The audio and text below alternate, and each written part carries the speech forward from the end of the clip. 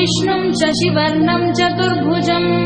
प्रसन्नवदनं ध्यायेत् सर्वविघ्नोपशान्तये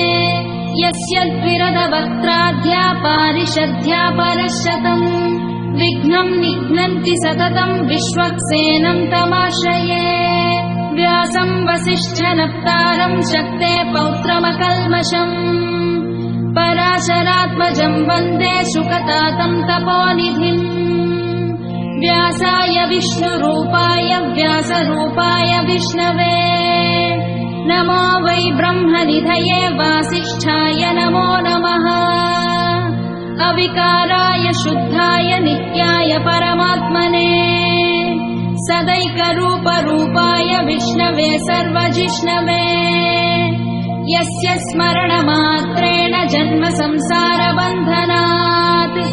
विमुच्यते नमस्तस्मै विष्णवे प्रभविष्णवे ॐ नमो विष्णवे प्रभविष्णवे श्रीवैशम्पायन उवाच श्रुत्वा धर्मानशेषेण पावनानि च सर्वशः युधिष्ठिरः शान्तनवं पुनरेवाभ्यभाषत युधिष्ठिर उवाच किमेकं दैवतं लोके किं वाप्येकं परायणम्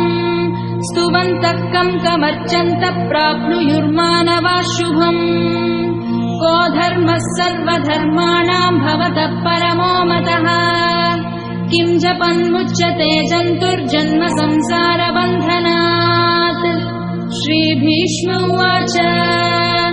जगत्प्रभुं देवदेवमनन्तं पुरुषोत्तमम् स्तुवन्नाम सहस्रेण पुरुषः सततोत्थितः तमेव चार्चयन् नित्यं भक्त्या पुरुषमव्ययम् ध्यायन् स्तुवन्नमस्यंश्च यजमानस्तमेव च अनादिनिधनम्